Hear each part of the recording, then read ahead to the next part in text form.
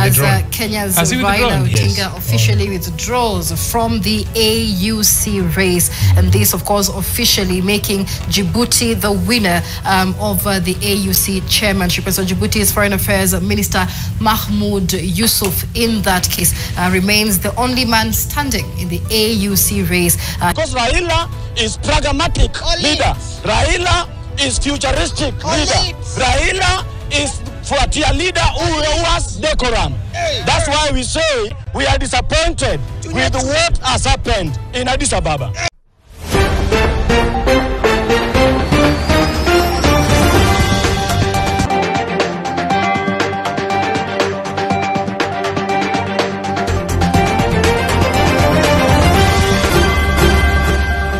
Oduu teenya jalqabaatiin manni maree bakka bu'oota ummata walga'ii ariifachiisaa gaggeessuu fi jedhame. Walga'iin ariifachiisaa kun sodaa guddaa uumeera.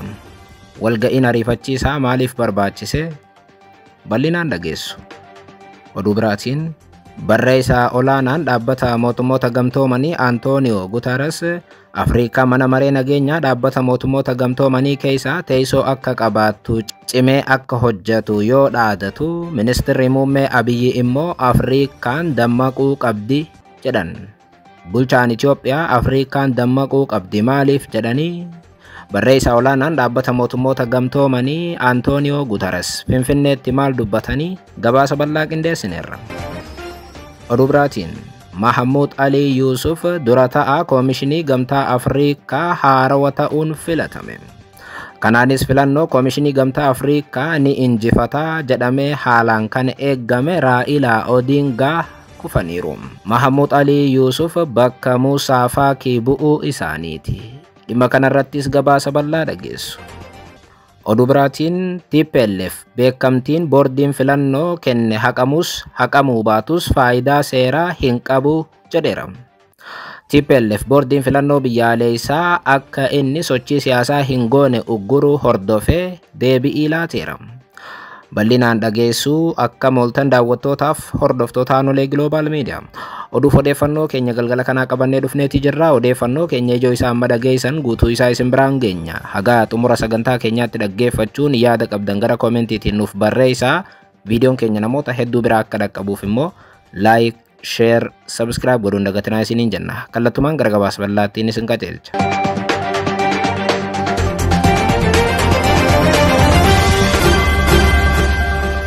Oduu teenya jalqabaatiin barreessaa olaanaan dhaabbata mootummoota gamtoomanii Antonio Guterres Afrikaa mana maree nageenyaa dhaabbata mootummoota gamtoomanii keessaa teessoo akka qabaattu cimee akka hojjetu yoo dhaadatu, ministeerri muummee Abiyyi immoo Afrikaan dammaquu qabdi jedhan. Hoogganaan dhaabbata mootummoota gamtoomaniitii fi ministeerri muummee Abiyyi kana kan dubbatan yaa'ii gamtaa Afrikaa 38ffaa guyyaa lamaaf turu magaalaa Finfinneetti arra eegala irratti ture.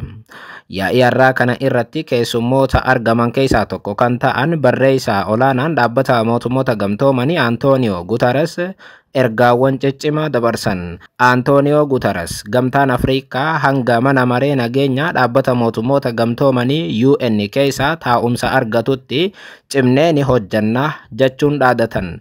Gamtaa Afrikaa fi dhaabbanni mootummoota gamtoomanii haga ammaatti hariiroo jabaa qabaatanii hin beekan kan jedhan Antonio Guterres jaarraa 21ffaa keessatti Afrikaan teessoo dhaabbata mana maree nageenyaa dhaabbata mootummoota gamtoomanii UN keessaa dhabamuun sababa kamiinuu ibsamuu hin qabaatu jedhan. Kana dhugoomsuu fi Afrikaan teessoo akka qabaattu godhuudhaaf nan hojjedha jechuun dubbataniiru Guterres haasawa arra Finfinneetti godhaniin Afrikaan ardii dargaggoota hedduu qabduudhas jedhan.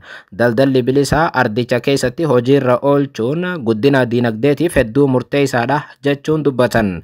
Dhiibbaan koloniitii fi daldalli garbaa ardii Afrikaa hedduu miidhuu kan himan Guterres gamtichi sagantaa bakka dhalootaatti deebisuu jalqabe cimsee hojjechuu qaba jedhan. Akkasumas ammoo qormaata ardicha mudataa jiru keessaa waraana Suudaanii fi DRC kaasaniiru. Suudaan osoo ilaallu ija keenya duratti waraanaan miidhamaa jirti kan jedhan Antonio Guterres hawaasni addunyaa meeshaalee waraanaa dhiiga dhangalaasan akka gara sana hin galleef hojjechuu qabus jedhan.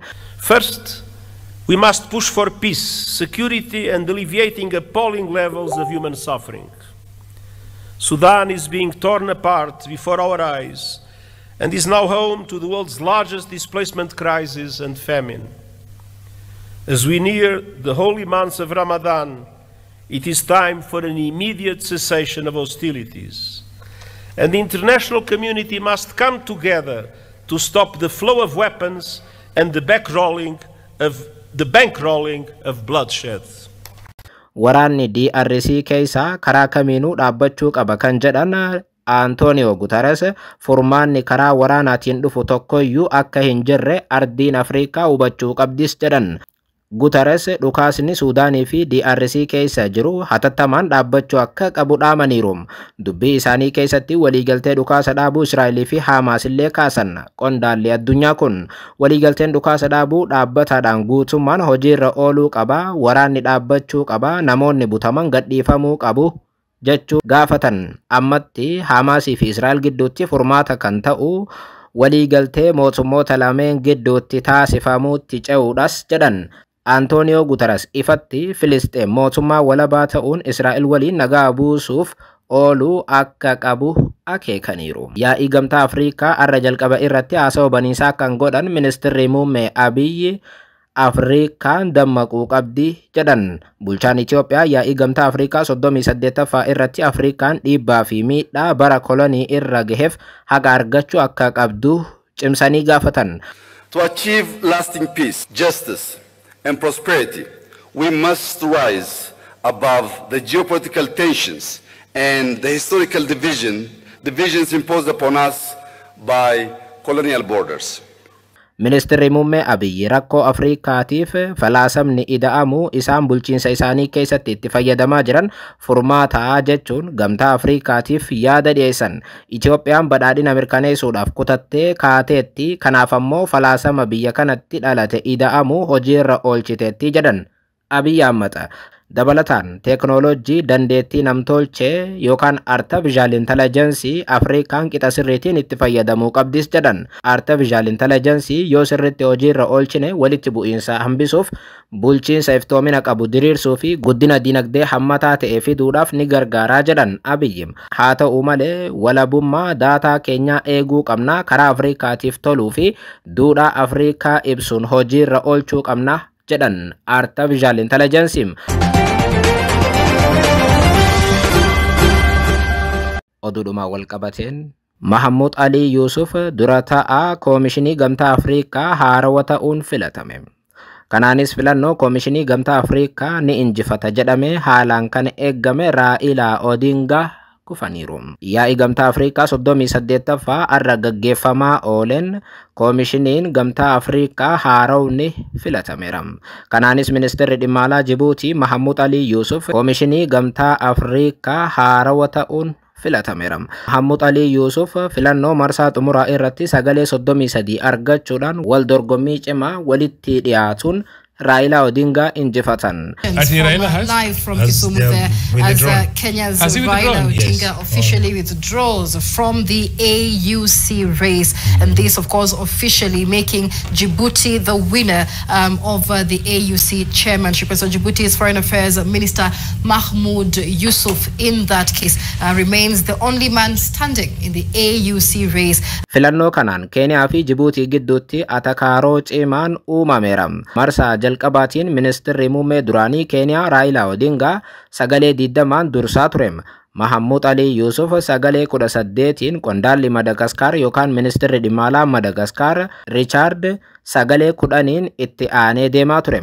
Marsaa lammaffaa irratti Mahammud Ali Yusuf sagalee 20 dursee Odingaan immoo 20 takkaan itti aane. Haaluma kanaan filannoon kun marsaa 7 kan gaggeeffame yoo ta'u dhumarratti gurbaan warra Djibouti ministeera haajaa alaa ta'uun tajaajilaa turan injifataniiru. Haala ajaa'ibaatiin filannoo kana ni injifata jedhame kan eegame muumichi ministeera duraanii Kenya Raila Odinga injifachuu hin dandeenye mo'amaniiru.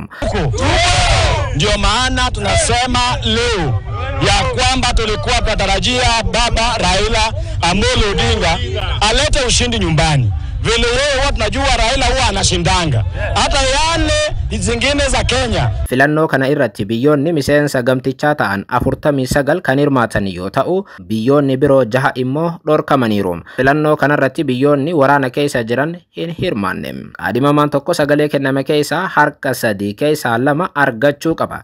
Kunis sagalee 33 waliin kan walgitu jechuudha. Kanaanis Mahamud Ali Yusuf sagalee 33 argachuun Koomishinii Gamtaa Afrikaa haarawaa ta'uun filatame.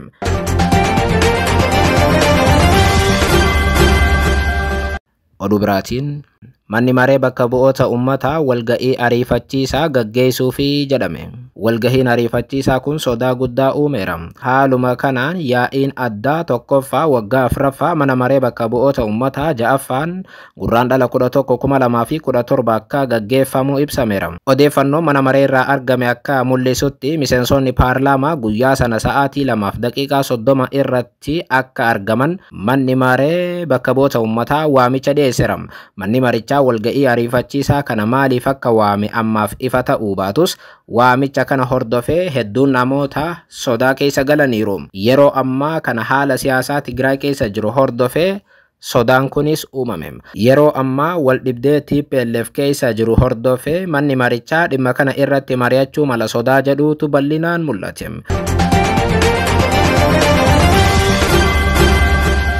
Oduu teenyaa xumuraatiin TPLF beekamtiin boordiin filannoo biyyaalessaa kenne haqamus haqamuu baatus faayidaa takkallee hin qabu jedheera. Boordiin filannoo biyyaalessaa Itoophiyaa galmeen TPLF haqamuu akka danda'u akeekkachiisa kenne hordofee paartichi deebi'ii gurraandhala 7 jechuun guyyaa kaleessaa kenneen beekamtiin haqamus haqamuu baatus jalqabumaa kan hin turre waan ta'eef hiika seeraa hin qabu jechuun ibseera.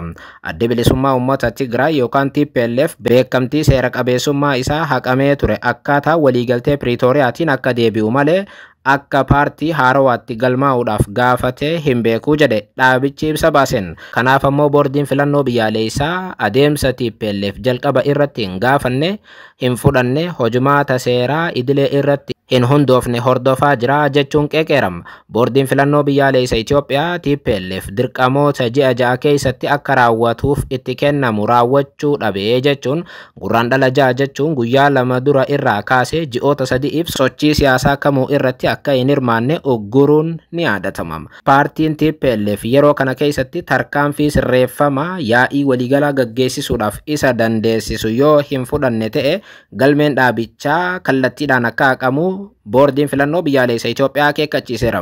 Dhimma kana ilaalchisuun gareen bakka bu'oota TPLF fi mootummaa dhimmicha irratti marii gaarii gaggeessaa akka jiran kan ere ibsi TPLF kun osoo mootummaa federaalaa waliin mariin gaariin gaggeeffamaa jiru tarkaanfii boordiin filannoo dhimmicha keessatti fudhachuudhaaf deemu biyyaafis ta'e uummataaf bu'aa hin qabu jechuun qeeqeera.